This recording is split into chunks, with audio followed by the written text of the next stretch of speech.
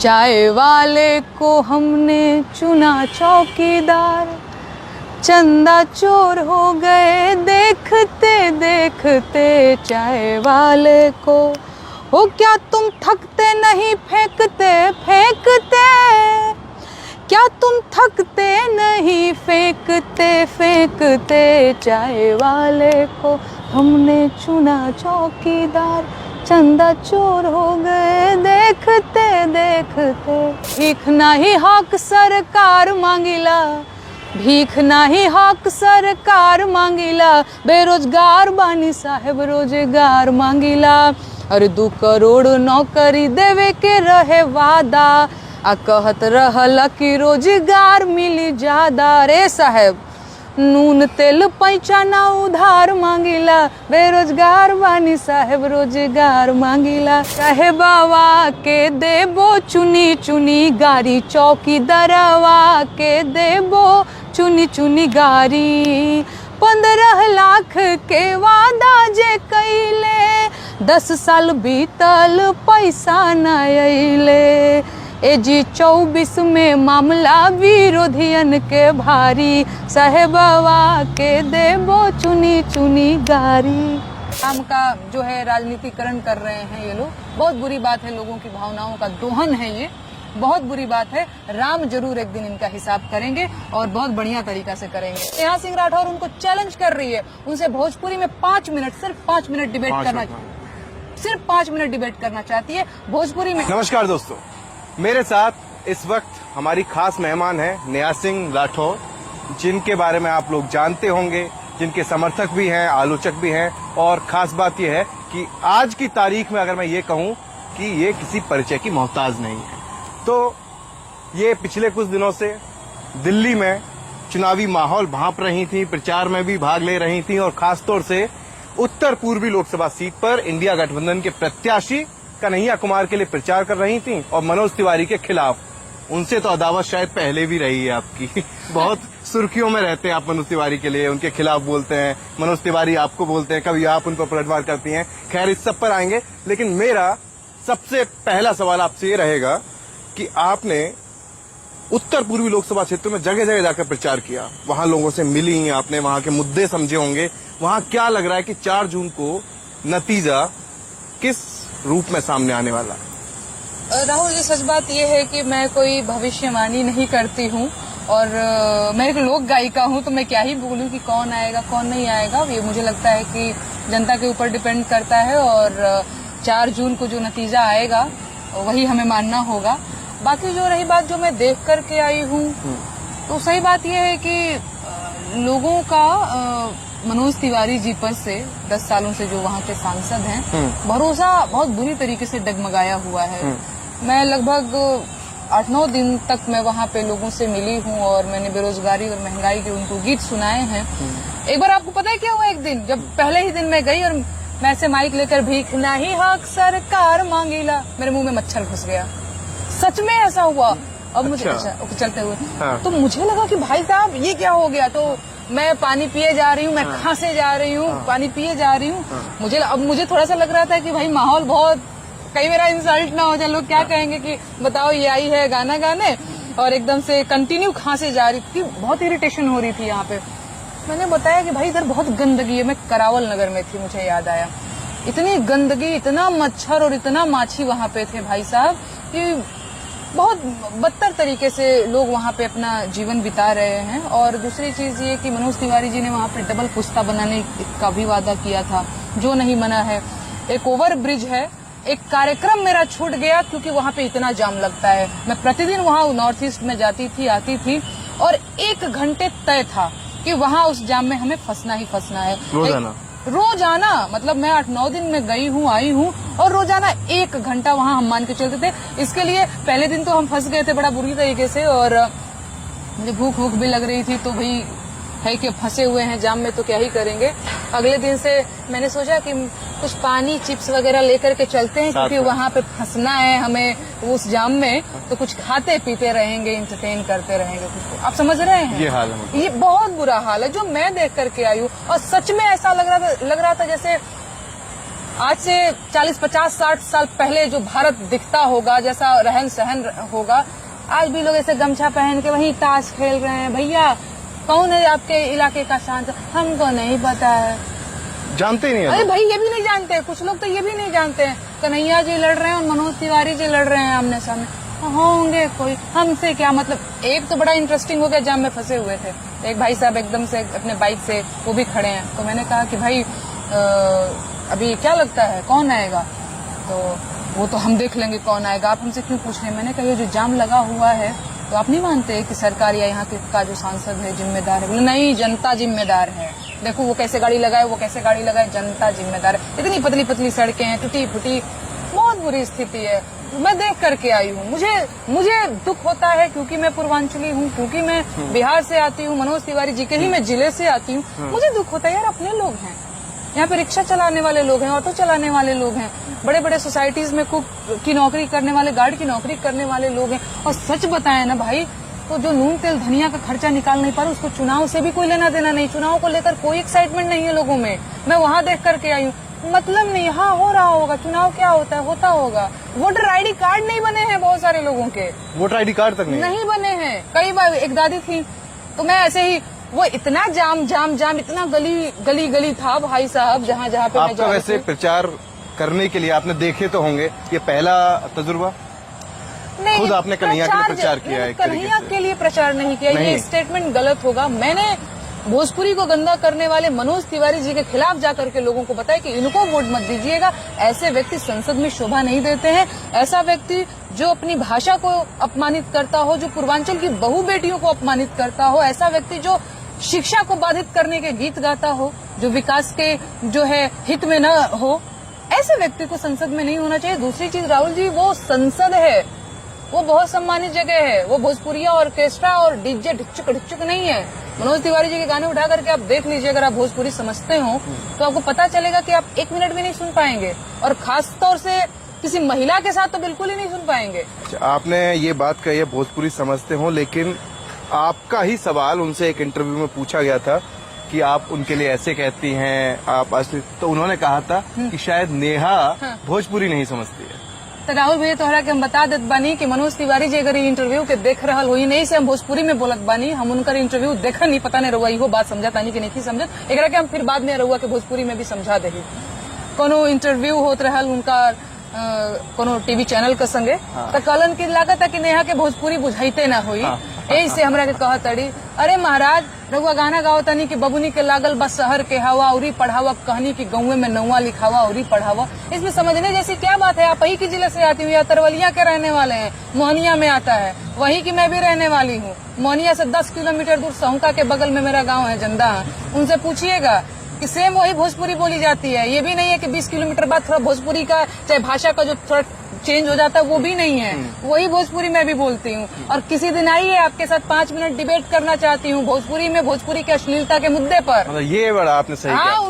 मैं अक्सर देख रहा हूँ राहुल गांधी ने मोदी जी को डिबेट के लिए चुनौती दे दी, कन्हैया कुमार ने मनोज तिवारी को दे दी, वो वहाँ भी नहीं आए, और अब आपने फिर से दे दिया कि भोजपुरी के मसले पर आ जाइए दो हाथ। राहुल जी उनको बुलाइए, भोजपुरी में 5 मिनट डिबेट करना चाहती हूँ। 5 मिनट में आप भी समझ जाएंगे, और लोग जो भोजपुरी समझते होंगे, जो पूर्वांचल के लोग जुड़े हुए होंगे इस चैनल से, वो भी समझ जाएंगे कि हमारा के भोजपुरी आवेला कि ना। राहुल जी रहुआ जानकारी खातिर बता दी, हम अब तक 200 गीत लिखले बानी भोजपुरी में।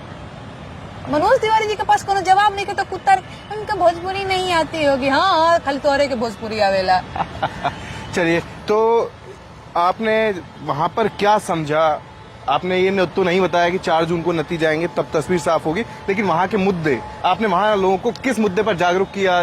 रोजगार, बेरोजगारी, महंगाई, इन सब मुद्दे पर आपने गीतों के जरिए, हमने आपके वीडियो देखे, तो वो क्या था, वो जरा हमारे दर्शकों को। बिल्कुल, वहाँ के जो लोग हैं, वहाँ के जो युवा हैं, अभी मैं मुखर्जी नगर में गई थी शायद कल या परसों, भाई साहब लोगों का उत्साह देखकर, बच्चों का उत्साह देखकर, ऊर्जा देखकर मुझे लगा कि भाई ये मैं कहाँ आ गई हूँ। इतना मुझे लोग प्रेम करते हैं, इतना लोग मुझे सम्मान देते हैं, क्योंकि लोगों के मन में ना बहुत भड़ास है, वो कहीं निकल नहीं पा रही है। जो स्टूडेंट है वो प्रदर्शन कर रहे हैं तो लाठी खा रहे हैं, सड़कों पे लाठी खाएगा युवा। और दूसरी चीज ये है कि उसको नौकरी भी पाना है, वो अपनी इमेज भी बचा रहा है कि भाई कहीं कोई केस मुकदमा हो गया, कोई FIR हो गया तो मुझे बहुत सारा परीक्षा देना है, तो हमारा जो आचरण जो है वो खराब हो जाएगा, तो मैं नहीं कर पाऊंगा। तो बच्चे बचते हैं, लेकिन मन में जो भड़ास है वो तो है। और वो उस दिन मैंने देखा बहुत सारे, लगभग सीट जितनी थी उससे दोगुना जो है तादाद में बच्चे आए वहां पे, और वो मेरा सपोर्ट कर रहे थे। और सच बात यह है कि कोई पार्टी आर्टी नहीं, बच्चे बच्चे ही थे वहां पे, और वो मेरे लिए नारे वारे लगाने लग गए थे। तो ये सब चीजें देख करके मुझे एक दो नारे हमने भी सुने, बिहार की बेटी कैसी हो, नेहा राठौर जैसी हो। और ये कोई पार्टी के लोग नहीं कर रहे थे, वो बच्चे कर रहे थे। तो आप समझ रहे हैं, बच्चों को रोजगार चाहिए, ठीक है, रोजगार उनको मिल नहीं रहा है, आए दिन पेपर लीक हो जा रहा है। अभी लोक सेवा आयोग के सामने बच्चे प्रदर्शन कर रहे थे इलाहाबाद में, या फिर और वहां पे भी, लखनऊ में भी। तो आपने देखा होगा कैसे पुलिस प्रशासन, सरकार दौड़ा करके लाठी मार के रोजगार थमाए जा रही थी। आपने ऐसा क्या सुनाया जो, मतलब एक तो आपके फैन फॉलोइंग मान लीजिए, आपने ऐसा क्या सुनाया था और अपने उसी अंदाज में हमारे दर्शकों को भी सुनाइए जो आपने वहाँ प्रचार के वक्त सुनाया था। मैंने भोजपुरी में गीत सुनाया था कि भीख नाही हक सरकार मांगिला, भीख नाही हक सरकार मांगिला, बेरोजगार बानी साहेब रोजगार मांगिला, और 2 करोड़ नौकरी देवे के रहे वादा, आ कहत रहला कि रोजगार मिली ज्यादा। रे साहेब, नून तेल पैसा ना उधार मांगिला, बेरोजगार बानी साहेब रोजगार मांगिला। यही गीत गाया था मैंने। इनकी खास बात यह है कि बेजोड़ गाती हैं और जमकर बजाती भी हैं सियासतदानों को, सत्ताधारियों को, और खास तौर से कहूं कि अपनी गायकी के जरिए जमकर क्लास लगाती हैं। अब यूपी में कावा, MP में कावा, बंगाल में कावा, देशवा में कावा के बाद आपने तमाम गाने गाए हैं और तमाम कटाक्ष किए हैं, लेकिन हमारा सवाल यह है कि इस बार आपने दिल्ली में पूरा घूमी है, आप प्रचार किया है, दिल्ली में कावा, दिल्ली में तो चुनावी उससे पूछूं तो मैं आपसे। नहीं, मैं देखिए नॉर्थ वेस्ट, जो कि मैंने आपको बताया, मुझे नॉर्थ वेस्ट जाना भी था और वहाँ की भी चीजें समझनी थी, लेकिन नॉर्थ वेस्ट में इसलिए नहीं जा पाई क्योंकि बहुत ज्यादा जाम था। तो सबसे पहली चीज, बहुत ज्यादा जाम बा दिल्ली में, बहुत ज्यादा पोल्यूशन बा दिल्ली में। मेरा एक भतीजा है, मेरी दीदी का बच्चा है, मुझे मौसी बोलता है। अभी उसको कई दिनों से जो है उसकी तबीयत खराब हो गई है, तो मैं अभी दीदी के यहाँ ही गई थी, तो मैंने पूछा कि इसको क्या हो गया है, तो दीदी ने बताया कि पोल्यूशन की वजह से इसको बहुत सर्दी जुकाम होता जा रहा है, तो फिलहाल कुछ दिन के लिए गाँव जाएगा। प्रदूषण, हाँ। और एक और बात मैं आपको बता दूं, सही बात है, मैं नॉर्थ ईस्ट जब मैं जा रही थी तो कई बार ऐसा होता है, एकदम धूले धूल उड़े जा रहा है, सड़क ऐसी है कि धूले धूल उड़े जा रहा है। एक बार शीशा डाउन करके आप किसी से पूछने के लिए कि चाचा आप किसको वोट दे रहे हैं, क्या माहौल लग रहा है, तब तक ऐसा लग रहा है कि 2 बात बोले नहीं कि सक एकदम फेफड़ा के अंदर आपके धूल पहुंचे जा रहा है। तो बहुत प्रदूषण है दिल्ली में। एक कूड़े का कोई पहाड़ भी है दिल्ली में, आप जाइएगा, उसमें भी पेड़ रुख उगने लग गए हैं, पता नहीं किधर उधर, नॉर्थ ईस्ट साइड ही है कोई जगह। तो फिलहाल तो यही है दिल्ली में भाई। जिस सीट पर आपने जाकर लोगों को जागरूक किया, मैं ये कहूँगा, आप कह रही हैं प्रचार नहीं है, और मनोज तिवारी के खिलाफ प्रचार किया, मनोज तिवारी के खिलाफ भोजपुरी अश्लीलता वाले मुद्दे को लेकर के वो है। हाँ। अच्छा, तो इसी से जुड़ा एक सवाल है कि सबसे हॉट सीट नॉर्थ ईस्ट, वहाँ कन्हैया ने दावा किया कि 10 साल में पहली बार मोदी जी को आना पड़ा, तो वहीं मनोज तिवारी ने दावा किया कि हम तो 5 लाख से ज्यादा वोटों से जीतेंगे। और उस लड़ाई में बिहारी बनाम बिहारी में आपने वहाँ एज अ बिहारी, बिहार के लोगों के बीच जाकर क्या समझा, थोड़ा मतलब खुलकर बता दीजिए। मुद्दे आपने बता दिए, लेकिन फिर भी कुछ रुझान, कुछ टक्कर है, या तिवारी के खिलाफ नाराजगी है जबरदस्त, या कन्हैया को जन समर्थन है? मनोज तिवारी जी के खिलाफ जो है बहुत नाराजगी है, और इसलिए भी है क्योंकि उनसे पूछने पे, वहाँ के लोगों से पूछने पे वो ये बताते हैं कि भाई हमारे सांसद जी तो दिखते ही नहीं है, वो तो कभी आते ही नहीं है। तो भैया आप जब अपने लोगों से मिलोगे नहीं, वहाँ की परेशानी को आप समझोगे नहीं, तो समझोगे कैसे कि आपको करना क्या है। दूसरी चीज आपको मैं राहुल जी एक बात बता दूं, मनोज तिवारी जी के मैं कई सारे इंटरव्यूज वगैरह देखती रहती हूँ, या फिर मैंने संसद में भी उनको सुना है। मुझे लगता है जिस व्यक्ति का मोराल इतना डाउन हो, जो व्यक्ति महिलाओं के शिक्षा को जो है अपने गीतों से बाधित करने का प्रयास करता हो, वो संसद में महिला सशक्तिकरण की बात या बेटी बचाओ बेटी पढ़ाओ की बात कैसे कर सकता है। एक ऐसा व्यक्ति जो लहंगा चोली और इस टाइप के वाहियात गीत गाता हो। आपको एक बात पता है, पहले दिन जब मैं करावल नगर गई थी तो मैंने सोचा था कि मनोज तिवारी जी के कुछ गीतों का पोस्टमार्टम करूंगी, मैं लोगों को बताऊंगी कि देखिए कि ये कितने गंदे गंदे गीत गाए हैं, लेकिन राहुल जी आपको पता है ये ऐसा मैं सोच के गई थी कि ऐसा करूंगी, लेकिन जब मैं पब्लिक के बीच गई और एक गाना प्ले किया, मुझे ही इतनी शर्म आई और जनता भी असहज हो गई। फिर मुझे लगा कि नहीं नेहा, नहीं मर्यादा जरूरत है। थोड़ी, मतलब हमको ये बताने में शर्म आ रही है और इतने सारे लोग जो है वो असहज हो जा रहे हैं। और ये व्यक्ति इंटरनेट पे अपलोड भी किया हुआ है, अपने मुंह से गाना भी गाता है। दूसरी चीज सभ्यता, सनातन, संस्कृति, इस सबकी भी बात कर ले रहा है। ये कैसा आदमी है भाई? एक तरफ से कहवा लुकवा के जयबू चोली के रसगुल्ला गाता है और दूसरी तरफ कहता है कि बेटी बचाओ और बेटी पढ़ाओ। 4 लुखों को तुम जो है मोराल उसका बूस्ट कर रहे हो कि जाओ जाओ लड़की छड़ के आओ, बबुनी के लागल बा शहर के हवा, बड़ घर के लड़की है बिगड़ल बुझाली, साइकिलिया वाली सटा के देह में जाली साइकिलिया वाली। तो 4 लफंगे तुम्हारा गाना सुनकर महाराज 4 लड़कियों को छेड़ रहे हैं और आप बेटी बचाओ बेटी पढ़ाओ की बात करेंगे। आपको शर्म नहीं आती है?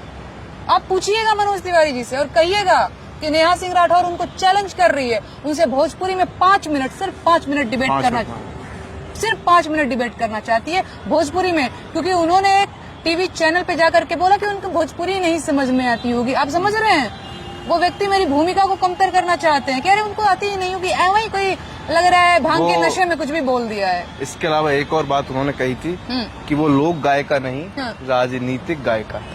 देखिए, अगर लोक का मुद्दा बेरोजगारी है, लोक का मुद्दा महंगाई है, अगर हमारे समाज में हमारे बेरोजगार युवा सरकार की लाठी खाएंगे तो हम उसी के गीत गाएंगे ना महाराज। और मुझे लगता है लोग कहते हैं बेरोजगारी के गीत गाना अगर राजनीति करना है तो मुझे लगता है कि हाँ मैं राजनीतिक गायिका हूँ। महंगाई के गीत गाना अगर राजनीति करना है तो आप राजनीतिक गायिका कहिए ना महाराज, मुझे कोई समस्या नहीं है इस चीज से। लेकिन मैं समझती हूँ कि बेरोजगारी का मुद्दा, महंगाई का मुद्दा लोक का मुद्दा है, ये पूरे समाज का मुद्दा है, ये दिल्ली का भी मुद्दा है, बिहार का भी मुद्दा है, यूपी और भी जितने स्टेट हैं सबका मुद्दा है। तो ये मैं समझती हूँ, बाकी उनकी अपनी समझ होगी। दिल्ली में लोक गायिका होने के लिए चोली का रसगुल्ला गाना जरूरी है? लहंगा में घुसल सियार, भाभी जवान देवर परेशान, चोली में बनी आधार कार्ड, ये भोजपुरी के गीत हैं जी। तो ये गीत गाना अगर लोक गायन है तो शायद मैं नहीं हूँ, फिर मैं लोक गायन नहीं कर रही हूँ ना महाराज, कोई बात होती है। अच्छा, इनसे कई सारे सवाल है तो इसलिए कभी हम मनोज तिवारी भोजपुरी पर जा रहे हैं, लेकिन इस बीच जब दिल्ली में चुनाव प्रचार चल रहा था, कन्हैया पर हमला होता तो उसको लेकर आपने सीधे मनोज तिवारी पर भी सवाल खड़ा किया कि नहीं, मैं क्या सवाल खड़े करूंगी, वो तो कई सारे फोटोज मैंने भी देखे और सच में बुरा लगा। और मैंने कन्हैया जी का एक इंटरव्यू भी देखा, उसमें ये बोल रहे थे कि बिहारी होने का मान रखना चाहिए था। तो फिर मैं वही बात बोलूंगी कि क्योंकि मैं भी बिहारी हूँ तो मुझे भी ये चीज लगा कि भाई आपको लगता है कि ये हमला मनोज तिवारी ने कराया? नहीं, मतलब मनोज तिवारी जी के बगल में अगर कोई व्यक्ति बैठा है तो उसका परिचित तो जरूर रहा होगा, मैं ये कह रही हूँ। इस पर मनोज तिवारी ने सफाई दी थी कि हाँ मैं 1-2 बार मिला हूँ, जानता हूँ, देखा है वो लड़का। अगर देखिए हमारे बगल में कोई बैठा है ना महाराज, तो मुझे लगता है कि अगर मेरा कोई सभा चल रहा है, ठीक है, सभा के मेरे बीच में इधर आकर के कोई बैठा है तो मुझे लगता है कि मुझे थोड़ी बहुत जानकारी तो होगी, या मुझे नहीं होगी तो मेरी टीम को तो होगी कि भाई ये कौन है, क्यों बैठा हुआ है। तो आप बेरोजगारी की और ये सारी बातें उठाती हैं, रोजगार, बेरोजगार, महंगाई, लेकिन इस बार सत्ताधारी दल बीजेपी की तरफ से पूरे चुनाव में एक तो राम मंदिर का मुद्दा कि जो राम को लाए हैं जनता उनको लाएगी, ये मुद्दा छाया रहा पूरे टाइम पर।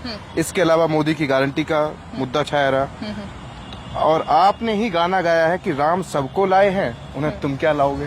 देखिए राहुल जी, बिल्कुल ये मुझे लगता है कि जिस किसी ने भी ये गाना गाया है जो राम को लाए हैं हम उनको लाएंगे, तो मैं उनसे सवाल पूछना चाहती हूँ कि आपकी इतनी औकात नहीं है कि आप राम को ला देंगे। इनफैक्ट किसी में भी इतनी औकात नहीं है कि वो राम को ला देंगे। राम को सिर्फ 2 लोग लाए थे, दशरथ जी और कौशल्या जी।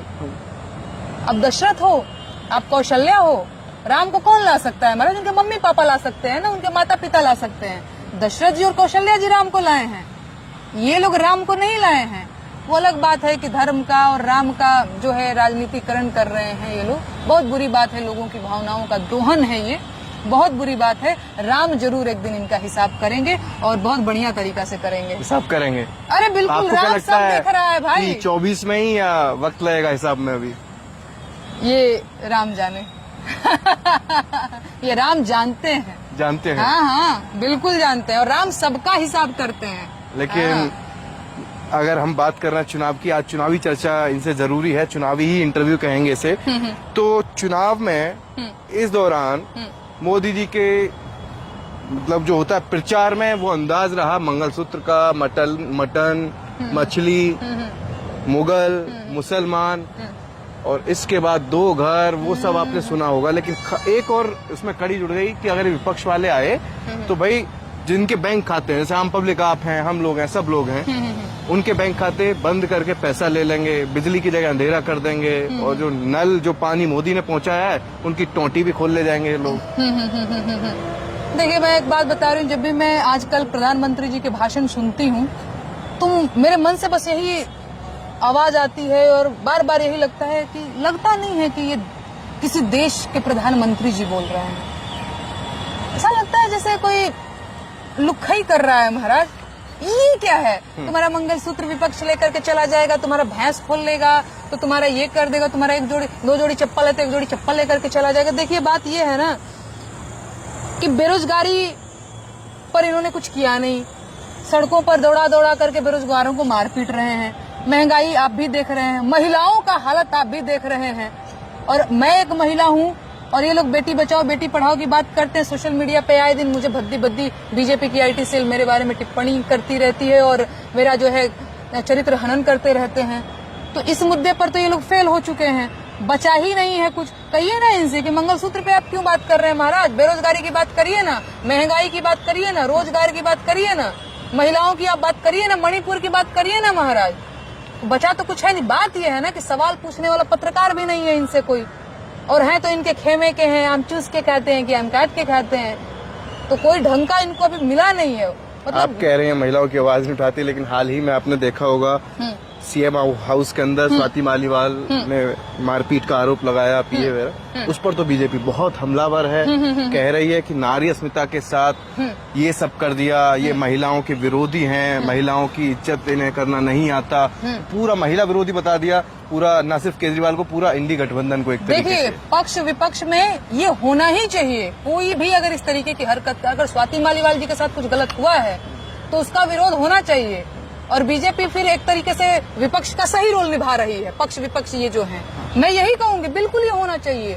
लेकिन अगर मणिपुर में भी कुछ हो रहा है तो बीजेपी को उसकी जिम्मेदारी लेनी होगी, भाजपा प्रधानमंत्री को उसकी जिम्मेदारी लेनी होगी। स्वाति मालीवाल जी के कुछ साथ गलत हुआ है तो मुझे लगता है कि आम आदमी पार्टी के लोगों को इसकी जिम्मेदारी लेनी होगी। हाँ, मतलब अगर गलती है तो आप मानिए, जिम्मेदारी लीजिए, बिल्कुल। और मुझे लगता है ऐसा भेदभाव ना हो कि पहलवानों पर शांत रहेंगे, हाँ, मणिपुर पर शांत रहेंगे, बनारस पे शांत रहेंगे, हाथरस, उन्नाव, इन सब पर शांत रहेंगे, जो कि विपक्ष कहता रहता है कि आप इस पर क्यों नहीं बोलते। हाँ, तो विपक्ष का सही आरोप है, बिल्कुल सही आरोप है। बाकी स्वाति मालीवाल जी के साथ कुछ भी हुआ है, गलत हुआ है, तो मुझे भी लगता है, क्योंकि मैं महिला हूँ महाराज, और मेरा किसी भी पॉलिटिकल पार्टी से लेना देना नहीं है। इनफैक्ट अगर किसी पॉलिटिकल पार्टी से लेना देना होगा भी, अगर उसी पार्टी की महिला के साथ कोई बदतमीजी होती है तो बतौर महिला मैं नेहा सिंह राठौर उस महिला के साथ हूँ, और मैं ये बात कहूंगी कि गलत हुआ। आपने तो खुद सवाल उठाया भी था जब कंगना रनौत वाला हुआ था, चुनाव आयोग ने संज्ञान भी लिया था, सुप्रिया सुले वाला वो जो बयान, तब आपने कहा था क्या मैं बेटी नहीं हूँ? मुझे लगता है, क्योंकि उसपे स्मृति ईरानी जी लेटर लिख रही हैं, और जो है महिला आयोग जो है उस मामले को संज्ञान में ले रहा है। सेम उसी दिन जिस दिन कंगना रनौत जी के साथ ये सब कुछ हुआ, सेम उसी दिन मेरे बारे में बहुत बुरी तरीके से बीजेपी का IT सेल जो है, वो मियां खलीफा एक पोर्न स्टार है, उसके साथ मेरा फोटो चिपका करके ये तो ऐसी है, ये तो वैसी है करके मेरा चरित्र हनन करना शुरू किया था। और मैंने, मुझे लगता है आपके चैनल पे भी इंटरव्यू दिया था। जी जी जी। तो मेरा सवाल है महिला आयोग से भी है कि आप कहाँ चुप थी महाराज, कहाँ चुप थे महाराज, आप लोग क्या कर रहे थे? मेरे मामले में आप लोगों ने क्यों नहीं बोला? हाँ। अच्छा, आप एक बात आपसे जानना चाहेंगे, आप इतना विरोध करते हैं सत्ताधारी दल का, सत्ता का, खासतौर से सीधा कहूँ बीजेपी का, आप मुद्दों को उठाती हैं, तंज व्यंग सब कसती हैं, कभी डर नहीं लगता कि इतना 36 का आंकड़ा रखती हैं तो किसी, जैसे आपने बताया, ट्रोल तो हो ही रही हैं, और वैसे कोई डर नहीं लगता कि एक सत्ता से लड़ना? देखिए, कई बार मुझे लगता है कि मैं एक लोकतांत्रिक देश में रहती हूँ, तो मुझे डर सिर्फ इस देश के संविधान और कानून से लगता है। और सच बात है कि मुझे प्रधानमंत्री जी से डर नहीं लगता है, मुझे अमित शाह से डर नहीं लगता है, मुझे आदित्यनाथ योगी जी से डर नहीं लगता है। मुझे डर लगता है इस देश के संविधान और कानून से कि कहीं मैं उसका उल्लंघन न कर पाऊं। अदरवाइज मैं ऐसे खुले में नहीं घूमती। लेकिन क्योंकि मैं महिला हूं, क्योंकि मैं पूर्वांचल से आती हूं और हम लोगों को बड़ा शुरू से ही, बचपन से ही ऐसे ही पाल पोष करके बड़ा किया गया है कि उनकी बात का जवाब नहीं देना है, वो ऐसे बोल देंगे, बाहर मत निकलो नहीं तो ये हो जाएगा। लेकिन मैंने इन चीजों को हमेशा से जो है ठेंगे पर ही रखा है। लेकिन मैं फिर भी ये कहूंगी कि वर्तमान में स्थिति इतनी खराब हो गई है कि हम कितना भी संविधान का हवाला दे दें, अपने मौलिक अधिकारों का हवाला दे दें, एक बार अगर कुछ बुरा हो जाएगा ना महाराज, तो फिर हो जाएगा, है ना। तो डर लगता है और ये एकदम सही बात है। मैं पता नहीं, मेरे बातों में थोड़ा विरोधाभास भी दिख रहा होगा कि मैं कहना क्या चाह रही हूँ।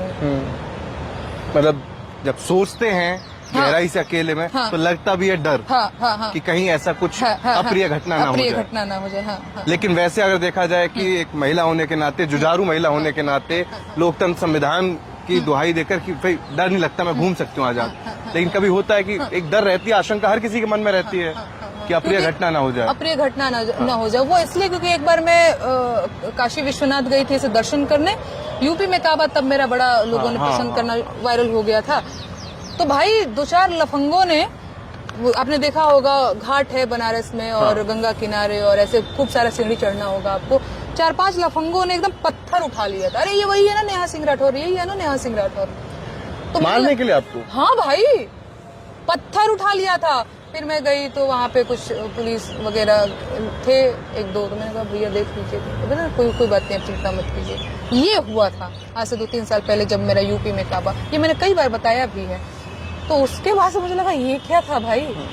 तो लगता है डर, फिर कई बार लगता है कि अब इस डर को मैं चुनौती की तरह लूंगी।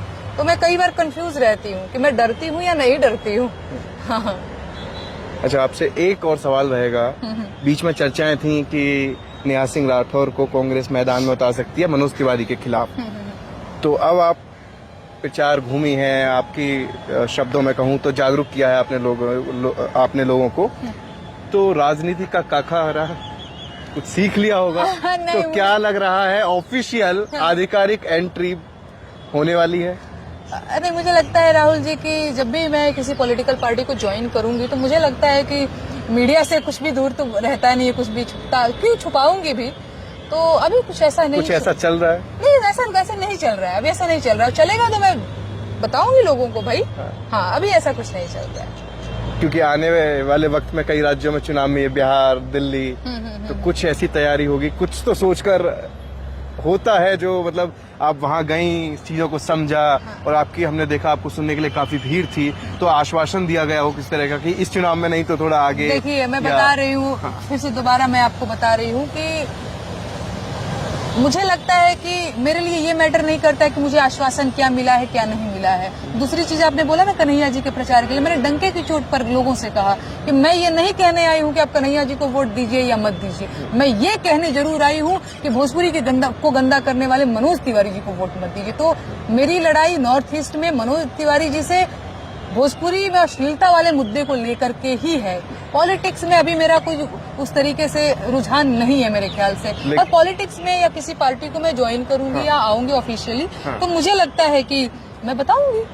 लेकिन मनोज तिवारी के अलावा बीजेपी के सांसद निरहुआ, रवि किशन, ये लोग भी आपके टारगेट पर बहुत रहते हैं। बिल्कुल रहते हैं, सब रहते हैं, जिन्होंने गंदा किया है वो सब रहते हैं। क्या मनोज तिवारी, क्या रवि किशन जी लहंगा रिमोट से उठाने वाले, क्या निरहुआ जी रहरी में इंटर कैलू, सरसों में बीए, उखियरिये में एमा ओमा के पढ़ाई, इतना फुहड़ गीत गाने वाले, और बेरोजगारी के लिए माई बाप को जिम्मेदार ठहराने वाले जो बच्चे पैदा कर रहे हैं। तो रहता है, मेरा सवाल रहता है दिनेश लाल यादव उर्फ निरहुआ जी से भी। हाँ, अगर ऐसे ही आपसे पूछा जाए, कई लोग होते होंगे, सोचते होंगे अरे भाई आप तो बीजेपी के खिलाफ रहती हैं या मोदी योगी के खिलाफ रहती हैं, तो आप थोड़ा ये भी तस्वीर साहब कि आपको मोदी योगी की नीतियों से दिक्कत है या बीजेपी से दिक्कत है, या अगर बीजेपी के दौर के दूसरे नेताओं को उठाकर देख लें, जैसे अटल बिहारी वाजपेयी भी पीएम रहे थे, तो मोदी वर्सेस अगर वाजपेयी, मतलब दिक्कत क्या है? नहीं, कई बार लोग मुझसे ये सवाल पूछते हैं तो मुझे लगता है कि नहीं भाई, किसी से भी मेरी कोई व्यक्तिगत दुश्मनी नहीं है। न नरेंद्र मोदी जी ने मेरा भैंस खोल लिया है, न योगी जी मेरे पटीदार हैं जो 1 बीघा जमीन हड़प लिए हैं।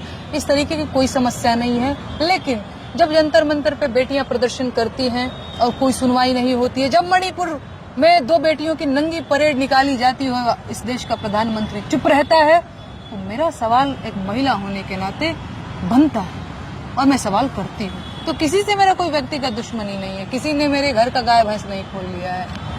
इस चुनाव में प्रचार तो सारी पार्टी, सारे नेताओं ने खूब जोर शोर से किया है, लेकिन आपको बढ़िया कौन लगा? आपने सबके सुने होंगे, राहुल गांधी, प्रियंका गांधी, मोदी, योगी, अखिलेश, तमाम नेता आपने सुने होंगे। क्या लगा कि सबसे अगर कुछ भला कर सकता है, ये आदमी कर सकता है? इस चीज में मैं विश्वास ही नहीं करती, मनबे नहीं करती हूँ मैं इन सब चीजों को कि प्रचार में क्या बोल रहे हैं, मैं ये कर दूंगा, मैं वो कर दूंगा। देखिए, ये सारे नेताओं का यही हाल है। चुनाव से पहले लोक लुभावन वादे करना, चुनाव के बाद में अपना बैंक खाता भरना और फिर भूल जाना, और सोना मखमल के गद्दे पे। बिल्कुल नहीं, भरोसा उठ गया है महाराज। 2014 में लगा था कि मोदी जी कुछ करेंगे, गरीब का बेटा, एक फकीर नौकरी देगा। हाँ, सच में हम सबको लगा था, पर अब भरोसा उठ गया। और सच में लगता नहीं है, लगता कि सब पता नहीं चल रहा है बस। भाषण एक उम्मीद होती है ना, सुनकर लगता है कि हाँ, इसकी बात में वजन है, इस पर भरोसा किया जा सकता है। नहीं भाई, एक आम नागरिक होने के नाते, एक वोटर होने के नाते मुझे हमेशा लगता है कि हर पॉलिटिकल पार्टी हमें ठगती है और नए नए तरीके से ठगती है। तो बेसिकली हम जनता को, जैसे 2014 तरीके नए नए हैं, काम वही है। और 2014 के बाद से 10 साल हो गया, ये जनता ठगा हुआ महसूस कर रही है। आगे पता नहीं क्या होगा, मुझे नहीं पता। तो मैं कुछ भी नहीं कह सकती कौन अच्छा है, कौन बुरा है, कौन करेगा नहीं। मैं कैसे कह सकती हूँ यार? फलाने जी ने वादा किया है, मैं कैसे उनके वादे को जो है, उनके वादे की वकालत करूं कि नहीं वो करेंगे? मैं क्या जानती हूँ करेंगे कि नहीं करेंगे? कुछ नहीं, मुझे नहीं पता। नहीं महाराज, मुझे नहीं पता क्या होगा। मुझे बस दुख होता है जनता की स्थिति को देख करके, जाम में फंसे हुए मेडिकल इमरजेंसी के लिए जा रहे लोगों को देख करके, जो तड़प तड़प के जान दे रहे हैं। मैं बस दुखी होती हूँ और कुछ नहीं। चलिए, तो एक सवाल और आपसे रहेगा। आपने प्राइम मिनिस्टर के 10 साल मोदी जी के देख लिए कार्यकाल, आपने पहले भी सुना होगा, नहीं तो बड़े बूढ़ों से, लोगों से आप प्रचार के बीच गई थी, तो लोग क्या कहते हैं? मोदी जी का कार्यकाल सही रहा है, या पहले वाजपेयी, मनमोहन सिंह, या first prime minister of India से बात करूं, नेहरू, उन लोगों का दौर अच्छा था? नहीं, देखिए, इतना तो मैंने सवाल नहीं किया है। अच्छा, आपकी पसंद, आप अपनी पसंद बताइए। मेरी पसंद, देखिए, मेरी पसंद की अगर आप बात करेंगे तो मुझे अटल बिहारी वाजपेयी जी बड़े अच्छे लगते हैं। अटल बिहारी वाजपेयी जी के अंदर जो सबसे अच्छी बात मुझे लगती है, उनके अंदर एक्सेप्टेंस थी। कुछ गलत हो गया तो मैंने वो चीज, पता नहीं, शायद कोई, मैं यूट्यूब पे इंटरव्यू देख रही थी कि अटल बिहारी वाजपेयी जी जब रहे होंगे तब मुझे लगता है कि एक तो पहले मैं पैदा भी नहीं हुई होंगी, मैं इतनी छोटी हूँ, या इतनी छोटी सी रही होंगी, या पैदा ही नहीं हुई रही होंगी। तो मैंने उनको यूट्यूब पे, उनका मैं कोई इंटरव्यू देख रही थी, तो सबसे ज्यादा जो इंटरेस्टिंग चीज मुझे उनके व्यक्तित्व की लगी, उनके अंदर एक्सेप्टेंस था। मणिपुर में अगर कुछ गलत हो गया तो मुझे लगता है कि शायद अटल जी होते तो ये जरूर कहते, वहां पे पहले जाते, वहां के लोगों से बात करते और जो भी हो सकता है उसे सुधार करने की कोशिश करते, और ये कहते कि हमसे गलती हुई है, ये नहीं होना चाहिए। इस चीज के लिए मुझे लगता है कि बहुत बड़ा कलेजा चाहिए, जो फिलहाल के प्रधानमंत्री के पास नहीं है। 56 इंच का सीना, 56 इंच का सीना और लाल लाल आंखें अगर दिखाना है तो मुझे लगता है कि जाकर के लद्दाख में जो सोनम वांगचुक जी प्रदर्शन कर रहे हैं, अब पता नहीं उनका प्रदर्शन चल रहा है कि वो भी बेचारे हतोत्साहित हो गए हैं। फिलहाल गायब है, गायब हो गए ना, गायब ही हो जाएगा इंसान महाराज। उतनी ठंड में कौन इतने दिन तक अकेले प्रदर्शन कर पाएगा? देश का मीडिया जो है, प्रधानमंत्री जी आम काट के खाते हैं, चूस के खाते हैं, कौन सा टॉनिक ले रहे हैं कि 18-18 घंटे काम कर रहे हैं? ये सवाल, बेतुके सवाल पूछे जा रहे हैं। सोनम वांगचुक जी का नोएडा का कितना पत्रकार गया था इंटरव्यू लेने, तो लद्दाख, लेकिन आप कह रहे हैं लद्दाख पर बिल्कुल शांत हैं, बोल नहीं रहे हैं, लेकिन अभी बीजेपी की तरफ से, अमित शाह, मोदी जी की तरफ से, योगी जी की तरफ से दावा किया जा रहा है कि सरकार बनी 6 महीने में पीए को इंडिया में। हाँ, जैसे 2 करोड़ नौकरी आ गई है, वैसे ही वो भी हो जाएगा भाई। हाँ, अब आप बोलेंगे तो मैं बोल दूंगी कि आए हैं क्या वहीं से सवाल लेके आप भी। अच्छा, एक और सवाल।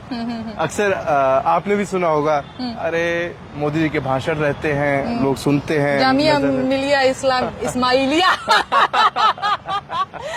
मैंने तो फिर भी सही बोलने की कोशिश की। क्या बोले थे उन्होंने? इस्माइलिया। हाँ। अच्छा ठीक है, आप सवाल क्या था? अच्छा, मेरा सवाल था कि इसके अलावा और कुछ बातें होती हैं, उस पर आप क्या कहेंगी? जैसे मान लीजिए विपक्षी वाले आ गए तो राम मंदिर पर बाबरी वाला ताला लग जाएगा, जो 370 हटाई है वो। मुझे लगता है कि ये विपक्ष के नेताओं से सवाल पूछिएगा। एक तो मेरा पहले इन सवालों से ही कोई लेना देना नहीं है। मैं एक लोक गायिका हूँ। एक लोक गायिका के तौर पर तो मैं क्या बोलूंगी? मैं तो बस यही बोलूंगी कि ये जो पक्ष विपक्ष का ताना बाना है महाराज, सब मामला कुर्सी का है बाबू भैया। कुर्सी पाने के बाद कोई जनता की नहीं सुनता। जब तक विपक्ष में लोग रहते हैं, जनता बेरोजगार है, जनता परेशान है। सत्ता में आने के बाद हमारी सरकार में कुछ गलत नहीं हो रहा है, फिर लोग बोलेंगे नेहरू जिम्मेदार। जो किया था नेहरू जी ने किया था। वही। बाकी यहाँ सब ऑल इज वेल है हमारे साथ। ऑल इज वेल है। हाँ। अच्छा चलिए, इंटरव्यू खत्म करें उससे पहले मैं देख रहा हूँ आपने बहुत सारे भोजपुरी तंज और व्यंग के साथ गए हैं। साहिब चंदा चोर बाड़े हो, कभी चौकीदार, कभी चंदा मामा, देसवा में कावा, चंदा चोरवा के देवो, चुनी चुनी गारी, ये सब गाए। तो ये सब ही है भी या कुछ नया भी है पिटारा में? अभी नया बहुत जल्दी आएगा। मैं कुछ क्रिएट कर रही हूँ, बाकी तो मैं गाती ही रहती हूँ। कुछ इसी अंदाज में रहेगा? हाँ, बिल्कुल इसी अंदाज में रहेगा। मेरे गीतों में आप एक चीज पाएंगे, बेरोजगारी के मुद्दे होंगे, महंगाई के मुद्दे होंगे, कुछ ऐसे ही मुद्दे रहते हैं। हाँ, तो नेक्स्ट भी आएगा, जल्दी आएगा। 2 लाइन सुन सकते हैं? एक गीत जो बड़ा आजकल लोग मेरा पसंद कर रहे हैं, वो मैं आपको सुना देती हूँ। चाय वाले को हमने चुना चौकीदार, चंदा चोर हो गए देखते देखते चाय वाले को। हो क्या तुम थकते नहीं फेंकते फेंकते, क्या तुम थकते नहीं फेंकते फेंकते चाय वाले को। हमने चुना चौकीदार, चंदा चोर हो गए देखते देखते। वाह, धन्यवाद। एक चुनी चुनी गारी और। ओ साहेबावा के देबो चुनी चुनी गारी, चौकीदारवा के देबो चुनी चुनी गारी। 15 लाख के वादा जे कैले, 10 साल बीतल पैसा न अइले।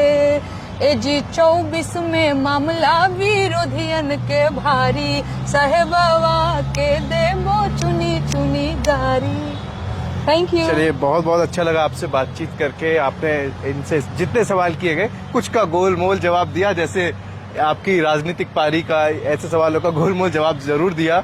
हालांकि एक चीज साफ कर दी कि सारे नेता एक जैसे होते हैं, नए नए तरीकों से ठगते हैं। और ये भी साफ कर दिया कि मुझे राजनीति से कोई मतलब नहीं है, ना मैं इस पक्ष की ना इस पक्ष की, सिर्फ आलोचनाएं करती हूँ। जो गलत होगा, जनता के मुद्दे होंगे, उन्हें उठाती हूँ। जनता के मुद्दे उठाती हूँ।